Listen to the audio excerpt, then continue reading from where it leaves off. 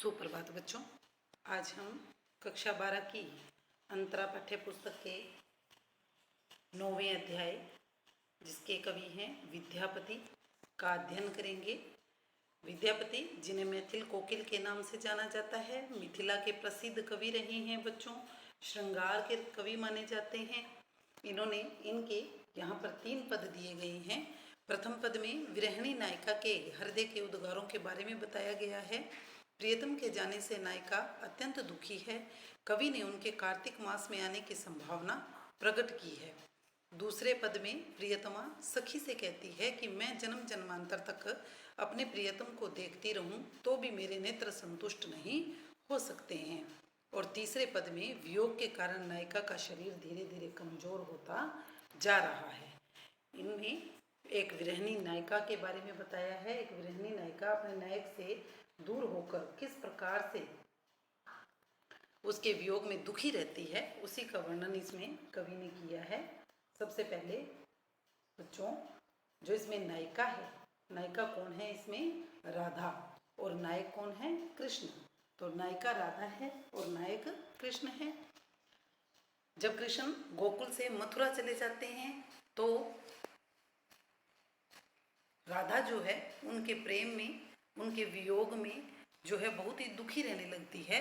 और उसी समय वो अपनी सखियों से अपने दुख को अभिव्यक्त कर रही है, अपनी सखियों के साथ अपना दुख बांट रही है।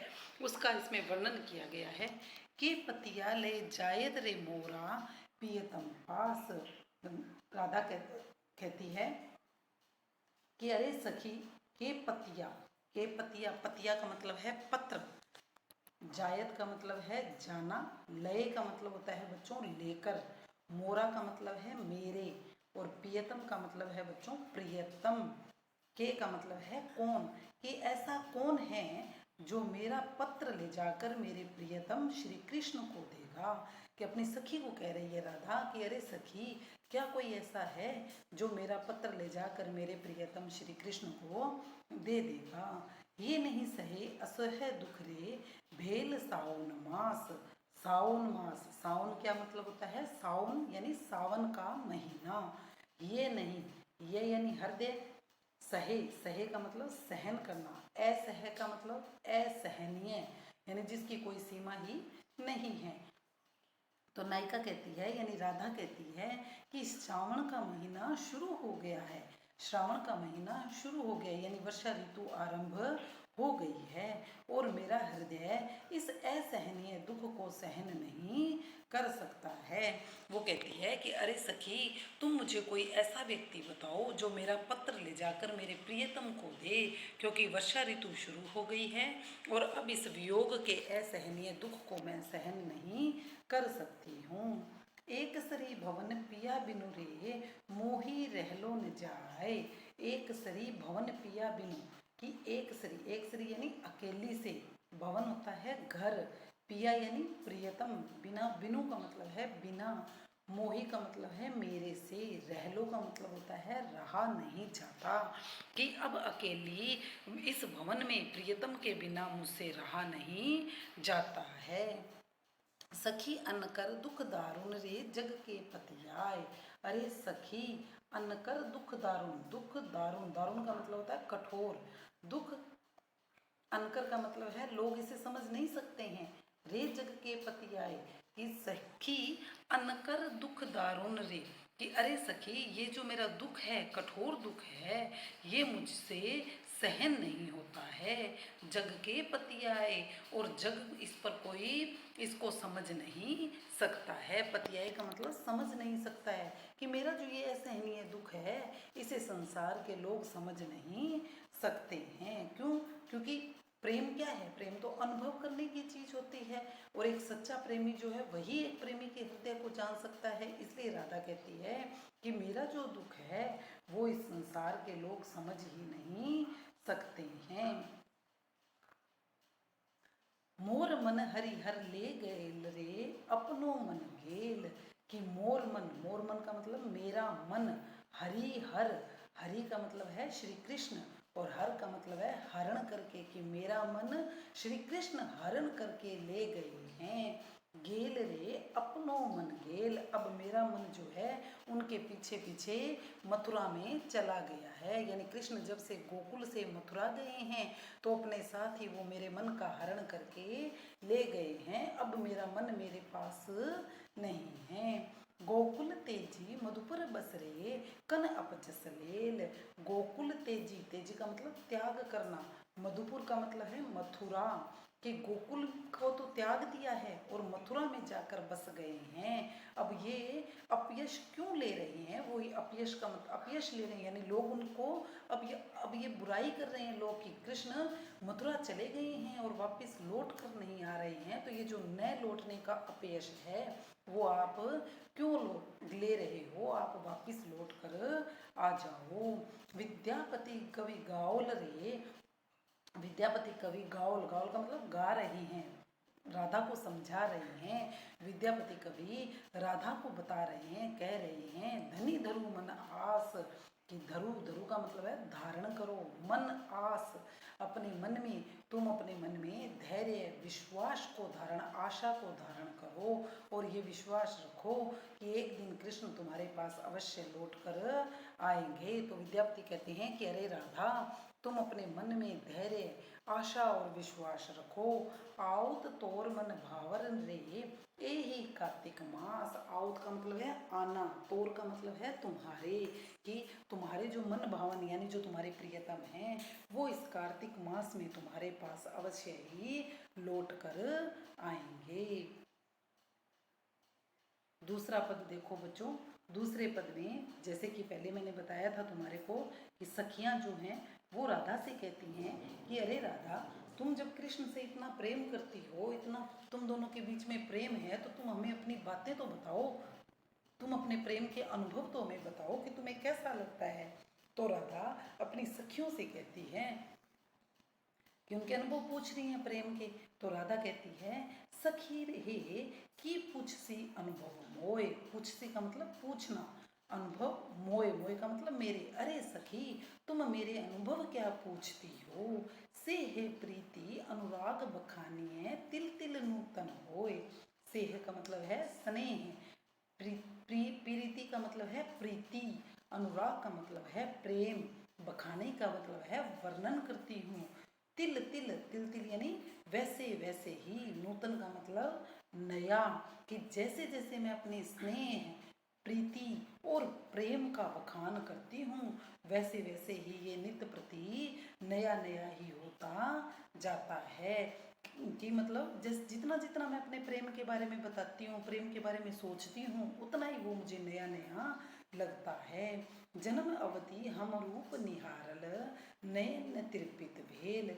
जन्म अवधि हम रूप निहारल, जन्म अवधि, जन्म अवधि यानी लाखों जन्म से हम निहारल, निहारल मतलब देखती रहती हूँ, निहारती रहती हूँ, कि मैं लाखों जन्मों से अपने प्रियतम के रूप को निहार रही हूँ, देख रही हूँ, फिर भी नयन न तृपित भेल। तृपित का मतलब तृप्त होते हैं, नयन मतलब आँखें, लेकिन फिर भी मेरी जो आँखें हैं वो तृप्त नहीं होती हैं। भी मैं लाखों जन्मों से अपने प्रियतम का रूप निहार रही हूँ, लेकिन फिर भी मैं तृप्त नहीं होती हूँ, यानी मेरे नेत्र जो हैं वो तृप्त नहीं होते हैं। सेहो मधुर बोल श्रवण ही सूनल श्रुति पथ परस न गेल। सेहो मधुर बोल श्रवण, और जब वो मधुर बोल मैं अपने कानों से सुनती हूँ, यानी जब श्री कृष्ण की जो मैं मधुर बातें हैं वो मैं उनसे सुनती हूँ, सुनत पथ, तो मैं अपने प्रियतम की जब मैं अपने कानों से बातें सुनती हूँ तो श्रुत पृथ परस न गेल, तो बार बार मुझे ऐसा लगता है कि मैं अपने कृष्ण से यानी अपने प्रियतम से कि उन बातों को बार बार सुनती ही रहूं, यानी मेरा मन उनकी बातों से भरता नहीं है। कत मधु जामिनी रभस गमाओली ने बूझल कैसन केली। कत मधु जामिनी, मधु जामिनी, जामिनी का मतलब होता है रात्रि, मधु का मतलब मधु रात्रि यानी अच्छी रातें। रभस का मतलब है रमण की हैं, बिताई हैं, कि मैंने कितनी ही मधुर रातें अपने श्री कृष्ण के साथ बिताई हैं। न बूझल कैसन केली, केली का मतलब है मिलन का आनंद, क्रीड़ा, मिलन का आनंद कि, लेकिन उस मिलन के आनंद के बारे में मैं कुछ भी बता नहीं सकती हूँ कि मैंने बहुत सी रातें अपने प्रियतम के साथ बिताई हैं, लेकिन फिर भी मैं उस मिलन के आनंद को जो है अभिव्यक्त नहीं कर सकती हूँ। क्यों? क्योंकि जो सच्चा प्रेम करते हैं, यानी कहने का मतलब है कि प्रेम जो है वो केवल क्या है, अनुभव करने की चीज़ है, उसे वर्णित नहीं किया जा सकता, उसे बताया नहीं जा सकता। लाख लाख जुग ही राखल, तैयो ही जरनी ने गेल, कि लाख लाख जुग यानी लाखों लाखों युगों से मैंने अपने प्रियतम को कहाँ रखा है, ही राखल यानी अपने हृदय में रखा है। फिर भी जो है तैयो यानी फिर भी, ही का मतलब है हृदय, जर्नी न गेल, फिर भी जो मेरा हृदय है उनके प्रेम से भरता ही नहीं है, कि मैं लाखों युगों से अपने प्रियतम को अपने हृदय में रख रही हूँ, लेकिन फिर भी मेरा मन जो है उनके प्रेम से भरता ही नहीं है। कत विदगत जन रस अनुमोदिए, अनुभव काहू न पेख, कत विदगत यानी विदगत यानी दुखी, जन यानी लोग, रस अनुमोदिए, रस का मतलब है प्रेम रस, कि लाखों लोग जो हैं, बहुत से लोग इस प्रेम रस में जो हैं को पीते हैं। विदगत यानी उसको पीना, उसको जन रस, जन यानी लोग, रस यानी प्रेम रस, कि प्रेम रस को बहुत से लोग पीते हैं, अनुभव करते हैं, लेकिन अनुभव काहू न पेख, लेकिन वो अपनी अनुभव को बता नहीं सकते हैं, कि केवल उस प्रेम को वो अनुभव ही कर सकते हैं। विद्यापति कह प्राण जुड़ाईते, लाखे न मिलल एक, विद्यापति कहते हैं कि प्राण जुड़ाईते, कि प्रेम करने वाले तो मैंने लाखों को देखा है, लेकिन एक भी व्यक्ति मुझे ऐसा नहीं मिला है जिसने मुझे ये कहा हो कि मैं प्रेम से संतुष्ट हूँ, तृप्त हो गया हूँ। कवि कहते हैं, राधा अपनी सखियों से कहती है कि प्रेम के बारे में कभी बताया नहीं जा सकता है, क्योंकि जैसे जैसे प्रेम करते हैं वैसे वैसे ये और अधिक बढ़ता ही रहता है। तीसरे पद में देखो बच्चों, तीसरे पद में राधा जो है उसकी स्थिति क्या हो गई है, वो कमजोर हो गई है श्री कृष्ण के बिना, उनके वियोग में दिनों दिन। तो अब जो है, जो सखी है वो कृष्ण को कह रही है, राधा की दशा के बारे में कृष्ण को बता रही है। कुसुमित कानन हेरी कमल मुखी, मुदे रहिए दूनयान, की अरे कृष्ण, इसमें राधा की जो सहेली है वो कृष्ण को बताती है, कहती है कि अरे कृष्ण, तुम्हारे बिना राधा की स्थिति देखो कैसी हो रही है, कि देखो कुसुमित कानन यानी फूलों के जैसे मुख वाली, कमल मुख वाली, कुसुमित कानन यानी उपवन, कुसुमित का मतलब है पुष्प, कमलमुखी यानी कमल के मुख वाली राधा, कि कमल के मुख वाली राधा जब उन कुसुमित कानन यानी खिले हुए फूलों को देखती है, मुदी रहे दू नयान, मुदी का मतलब है बंद कर लेती है, नयान का मतलब आंखें, तो जब वह फूलों को देखती है तो अपनी आंखों को बंद कर लेती है।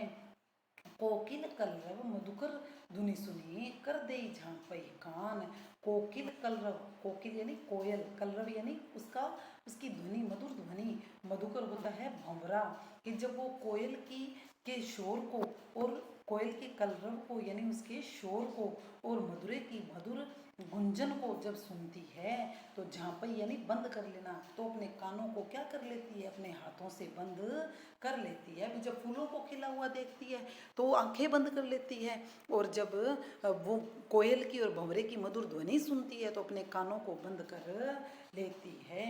माधव सुन सुन वचन हमारा, अरे माधव, अरे कृष्ण, तुम हमारी बातें सुनो।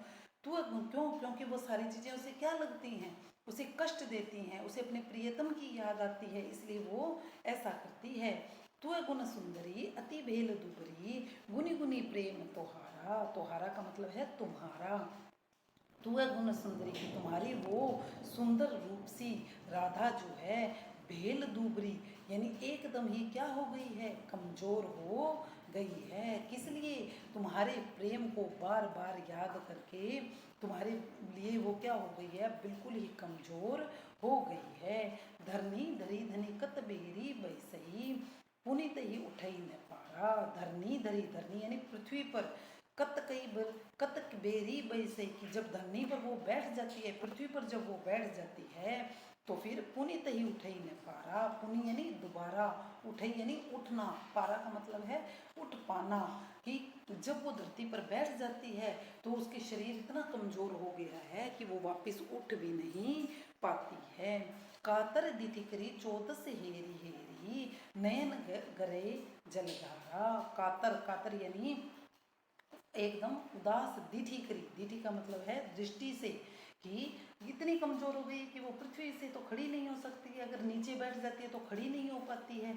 और कातर, कातर यानी उदास, एकदम लाचार होकर, दिठी का मतलब है दृष्टि, कि कातर निगाहों से वो चौदस हेरी हेरी, की चौदस यानी चारों तरफ, हेरी हेरी यानी देखना, कि वह कातर आंखों से, दुखी आंखों से चारों तरफ देखती रहती है।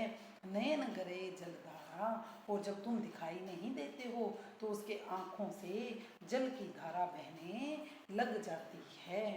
तो हर बिरह दिन छन छन तनु, छिन चौदसी चांद समान।